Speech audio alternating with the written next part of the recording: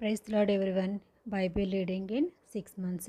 Day 61 మార్చి 2 మొదటి భాగంగా దినవృత్తాంతములు 2వ గ్రంథము 14వ అధ్యాయము చదువుకుందాము. అబియా తన పితరులతో కూడా నిద్రింపగా జనులు అతనిని దావీదు పట్టణమందు పాతిపెట్టిరి. అతనికి బదులుగా అతని కుమారుడైన ఆస రాజాయను. ఇతని దినములలో దేశము 10 సంవత్సరములు నెమ్మది పొందెను. ఆసా తన దేవుడైన యెహోవా దృష్టికి అనుకూలముగాను యథార్థంగాను నడిచిన వాడై అన్య దేవతల బలిపీఠములను పడగొట్టి ఉన్నత స్థలములను పాడు చేసి ప్రతిమలను పగలగొట్టి దేవతా స్తంభములను కొట్టివేయించి వారి పితరుల దేవుడైన యెహోవాను ఆశ్రయించుటకును ధర్మశాస్త్రమును బట్టియు విధిని బట్టియు క్రియలు జరిగించుటకును యూదా వారికి ఆజ్ఞాపించి ఉన్నత స్థలములను సూర్యదేవతా స్తంభములను యూదావారి పట్టణములన్నిటిలో నుండి తీసివేశాను. అతని ఏలుబడి యందు రాజ్యము నెమ్మదిగా ఉండెను. ఆ సంవత్సరములలో అతనికి యుద్ధములు లేకపోవుట చేత దేశములో నెమ్మది కలిగి ఉండెను. యెహోవా అతనికి విశ్రాంతి దయచేసి ఉండగా అతడు యూదా దేశమున ప్రాకారము గల పట్టణములను కట్టించెను. అతడు యూదా వారికి ఇలాగు ప్రకటన చేశాను: మన దేవుడైన యెహోవాను మనము ఆశ్రయించినందున ఆయన మన చుట్టూను నెమ్మది కలుగజేసి ఉన్నాడు.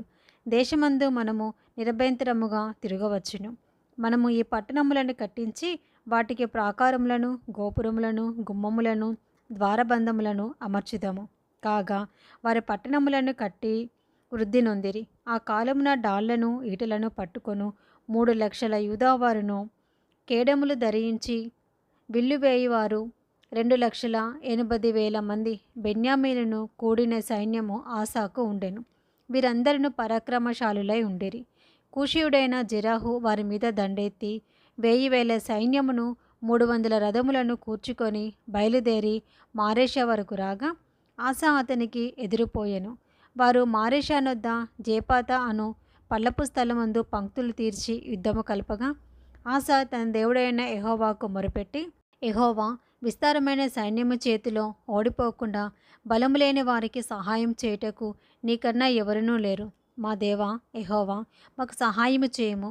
నిన్నే నమ్ముకొని ఉన్నాము. నీ నామమును బట్టి ఈ సైన్యమును ఎదిరించుటకు బయలుదేరి ఉన్నాము. యెహోవా, నీవే మా దేవుడవు.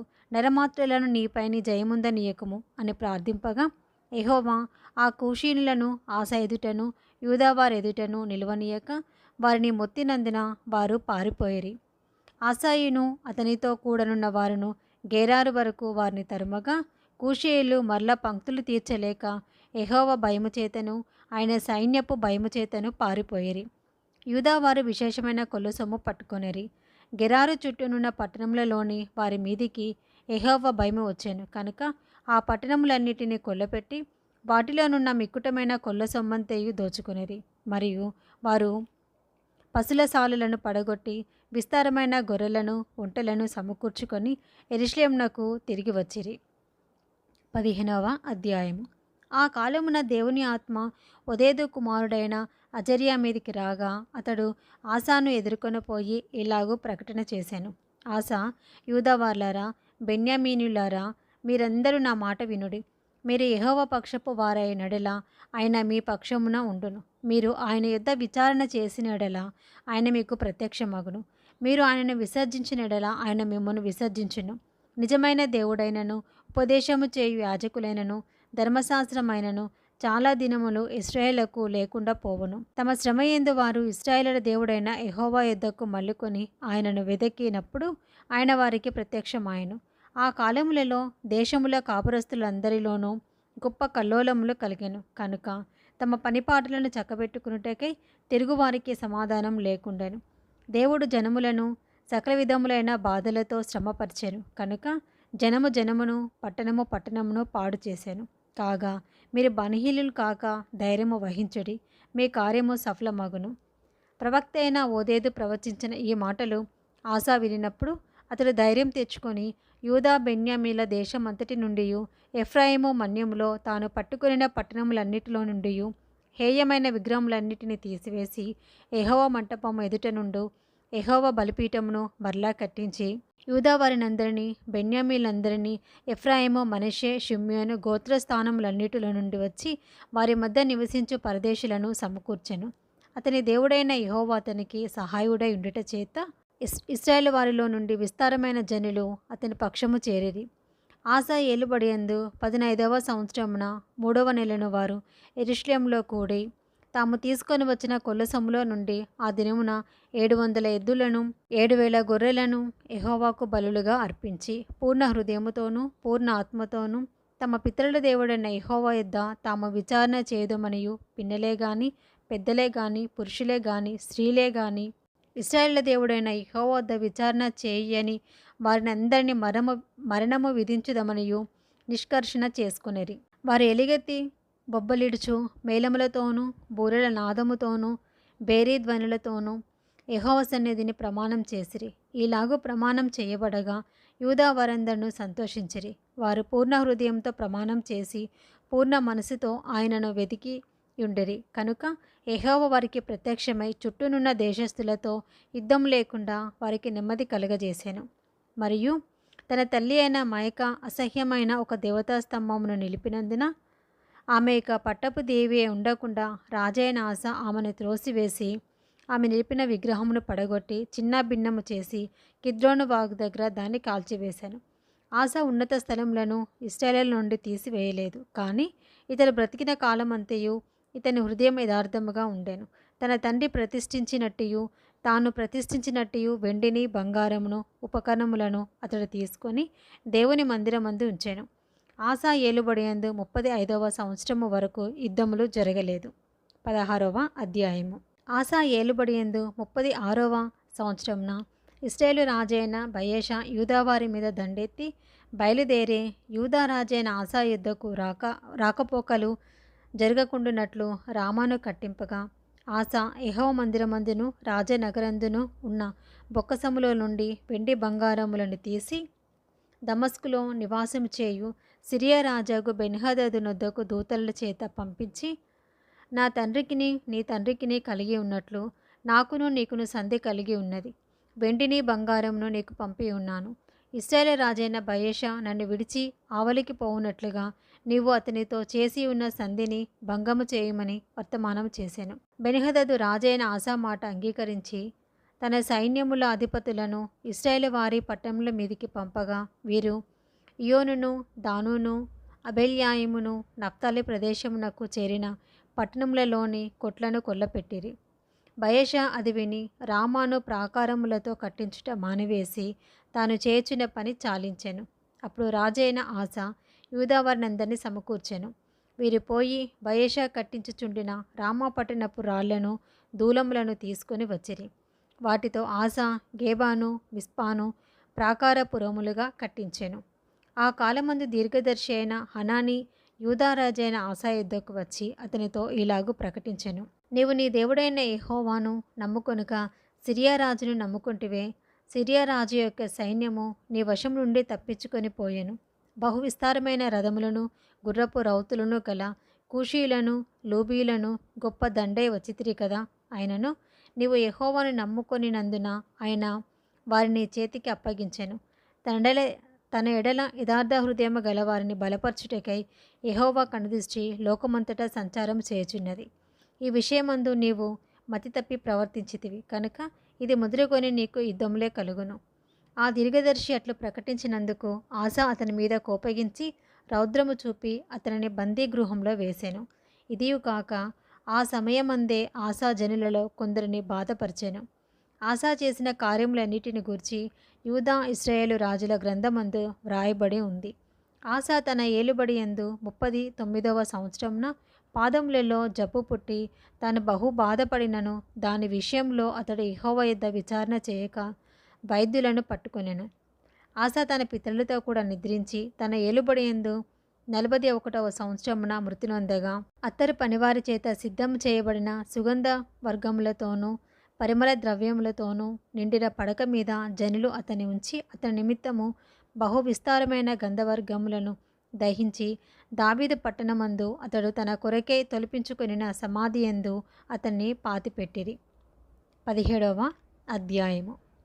తర్వాత అతనికి బదులుగా అతని కుమారుడైన యెహోషాపాతు రాజై ఇశ్రాయేలు తన మీదికి రాకుండా తన రాజ్యమును బలపరుచుకొనెను. అతడు యూదా దేశంలోని ప్రాకార పురములన్నిటి యందును సైన్యములను ఉంచి యూదా దేశమందును తన తండ్రి అయిన ఆసా పట్టుకొనిన ఎఫ్రాయిము పట్టణములయందును కావలి బలములను ఉంచెను.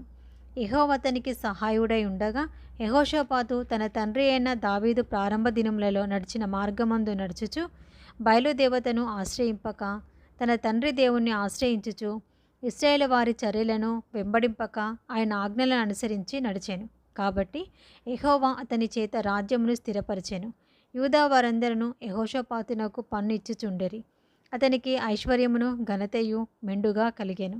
యెహోవా మార్గములందు నడుచుకున్నటకు అతడు తన మనసును దృఢపరుచుకున్నవాడై ఉన్నత స్థలములను దేవతా స్తంభములను యూదాలో నుండి తీసివేశాను. తన ఏలుబడి యందు 3వ సంవత్సరమున యూదా పట్టణములలో జనులకు ధర్మశాస్త్రమును బోధించుటకై అతడు పెద్దలైన బెన్హాయిలును, ఓబద్యాను, జెకర్యాను, నెతనేలును, మీకాయాను, షెమయ, నితన్య, జెబద్యా, ఆషాహేలు, షెమిరామోతు, యెహోనాతాను, అదోనియా, టోబియా, టోబదోనియా అను లేవీలను యాజకులైన ఎలీషామాను, యెహోరామును పంపెను.